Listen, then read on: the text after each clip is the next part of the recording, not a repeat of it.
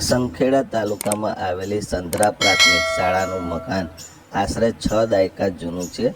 હાલમાં આ મકાન જર્જરિત બની રહ્યું છે અને તેને કારણે ગ્રામજનોમાં નવી પ્રાથમિક શાળાનું મકાન બનાવવા માટેની માંગ તેજ બની રહી છે.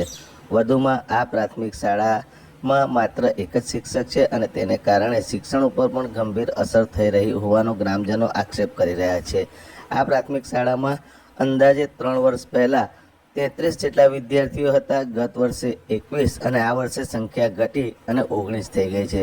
શાળાનું મકાન અત્યંત જર્જરિત હોવાનું પણ ગ્રામજનો જણાવી રહ્યા છે અને તેથી જ ગ્રામજનો અત્રેની પ્રાથમિક શાળામાં એક શિક્ષક વધારે મુકાય અને પ્રાથમિક શાળાનું નવીન મકાન બને તે માટેની માંગ કરી રહ્યા છે. અને આ માંગણી 1-2 દિવસની નહીં પરંતુ ઘણા લાંબા સમયથી સ્થાનિકો આ માંગ કરી રહ્યા હોવા છતાં તંત્ર દ્વારા કોઈ જ કાર્યવાહી કરાતી ન હોવાને કારણે ગ્રામજનોમાં રોષની લાગણી ચરમસીમાએ પહોંચેલી છે.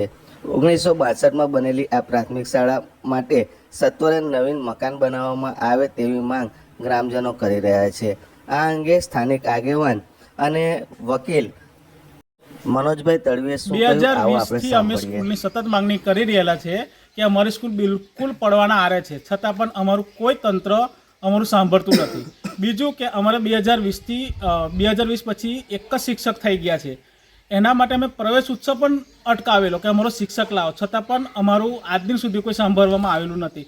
અમારા ગામના બાળકો ધીમા સ્કૂલની અંદર ઓછા થતા જાય છે, કેમ કે શિક્ષક નથી. અને એક બાજુ સ્કૂલની સ્થિતિ પણ ગમે ત્યારે પડે એવી પરિસ્થિતિમાં ઊભી છે. પહેલાં અમારે 33 બાળકો હતા, પછી 21 થયા અને અત્યારે 19 થઈ ગયા છે. અમે વારે કહીએ છીએ કે અમારી સ્કૂલ જો આવવાની આવી દશા રહેશે તો અમારી સ્કૂલ ગમે ત્યારે બંધ થઈ જશે.